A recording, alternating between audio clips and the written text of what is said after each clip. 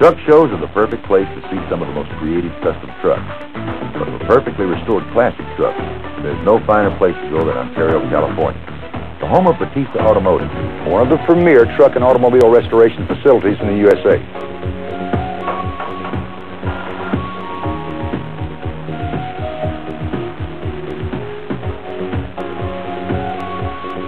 Paul, I know this isn't a particularly rare truck. It's a 38 Ford ton-and-a-half flatbed. Anything special about it? Well, it's a very special truck to me, Ed. This is the first truck that I restored. My father bought this for me back in 1970.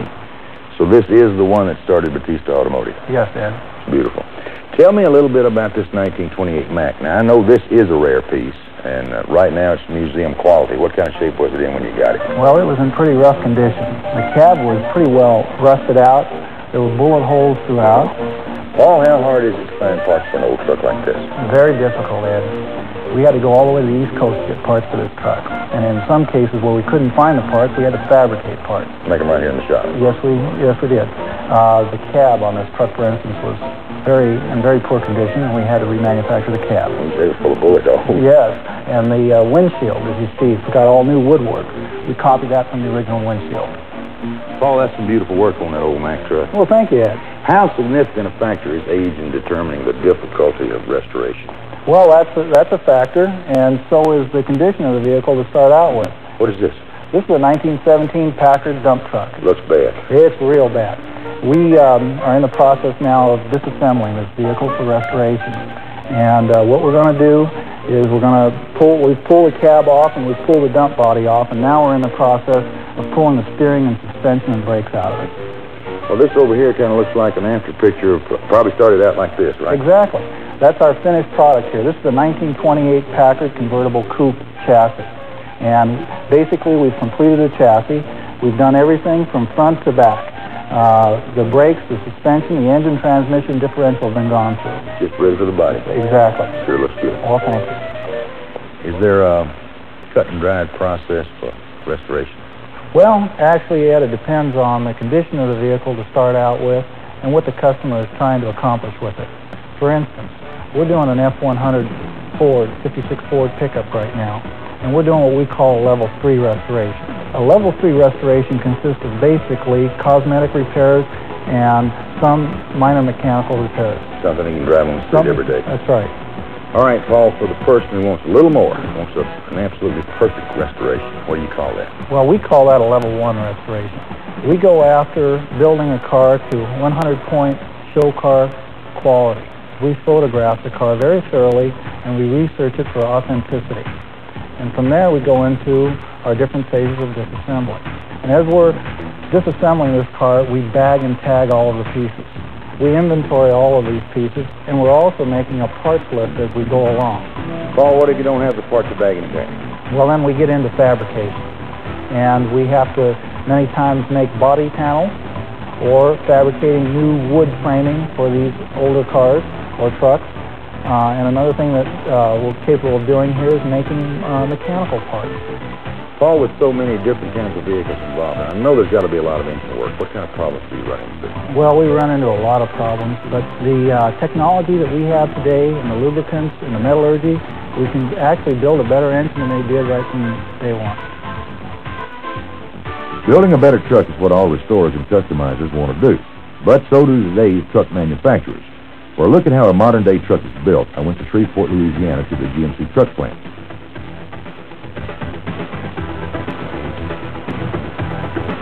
This state-of-the-art facility can build over 750 new trucks a day. I was amazed at just how quickly these professionals can build a truck.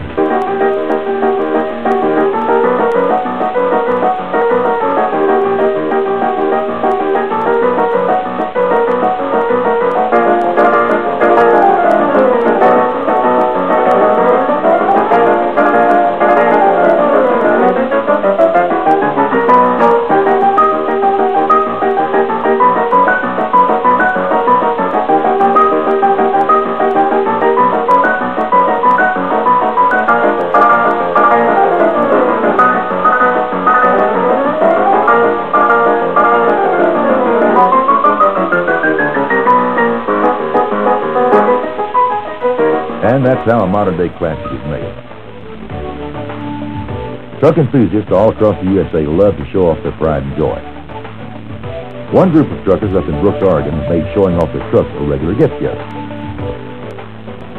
8 years ago, the GM haulers held the first trucking jamboree in a farmer's field.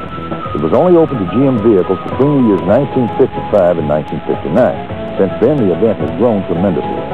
The event's doing real well today. We're 20% up from last year. We have 158 trucks in presence, and we're really happy that everybody's having a good time. The weather's cooperating, and we're having fun. There's good reason to be proud of this event. There are a lot of good-looking trucks here. Like this step van owned by Floyd Miner of Albany, Oregon. It's a 1948 fire truck, and it was built in Boyertown for Citizens Fire Company in Pennsylvania. Then this hippie bought it for $500, and he drove it to Tennessee, Florida, and all over, and well, he sort of tore it up. When we found it in Roseburg, Oregon in about 1981, he was hauling wood in it. It had 2 bunk beds in the back and a goat. So, you know, it was, in fact, they had to let it sit out and air out for about a year. But anyway, it's got colored TV, cruise control. It's got everything but a bathroom in it. And it's sort of like driving a barn door, but it sure is fun. Some of the most impressive trucks here are the older ones, like this 1936 panel delivery. It's one of the oldest ones here. It's a 36 Chevrolet panel made on a truck chassis. I purchased it 5.5 years ago in a pretty sad state. Had a lot of rust in it. Started off with all the chassis modifications. Originally, this frame had 3 cross members on it. It now has 7, fully boxed. Upholstery to the rear end, stepped it in, 18.5-inch wide tires in the back. I was going to put a 350 Chevy in it, and I ended up getting a pretty good deal on a 454. So with the big tires, I figured we needed the big engine, so we put the 454 Chevy with a 400 turbo behind it. Everything works pretty good. I love these old trucks. Styles represent a bygone era. It's interesting to see how the styles have changed over the years. Take the fenders along this 28 Chevy flatbed. They're not much more than just carriage car mud guards. Quite a bit of difference in them and the fat fenders of the 40s and 50s.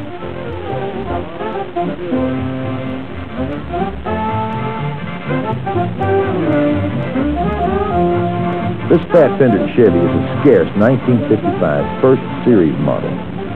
Except for the hood ornament and an open drive line, it's identical to the 1954. Owner Rick Whitethorn likes the idea he's got the last model before the major body style change of the 55 second series. Now here's a truck you don't see very often, a rare Chevy Cameo. This is a 1957 Chevrolet Cameo Carrier, one of 2,244 built in 1957. This truck was originally an orchard truck up in the apple capital of Oregon. After I purchased the truck, I drove it daily for 260,000 miles. Wore out the original motor for its second time and then put a Chevy 350 in it. It's still got the original 3-speed transmission and rear end, which has never given me a bit of problem. I like driving it whenever I feel like it. If it's in a snowstorm or a rainstorm, if I restored it, I couldn't drive it that way. So consequently, it's not detailed underneath. It's not detailed under the hood, but it's a fun truck to drive, and I feel proud to be sitting behind the wheel. Thanks, Ron. There are other proud Cameo owners here today. In fact, there are almost a dozen. For these rare trucks, that's a large gathering.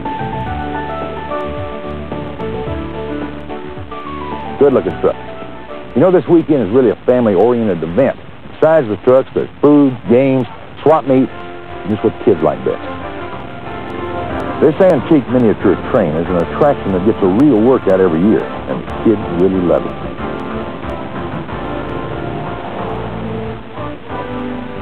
Of course, the youngsters aren't the only ones having a good time this weekend. This is a truck lover's playground. This chop-top hot rod truck is a 1939 Chevy customized by Gary Ross of Puyallup, Washington. His next-door neighbor, who just happens to be a body man, helped him out a lot.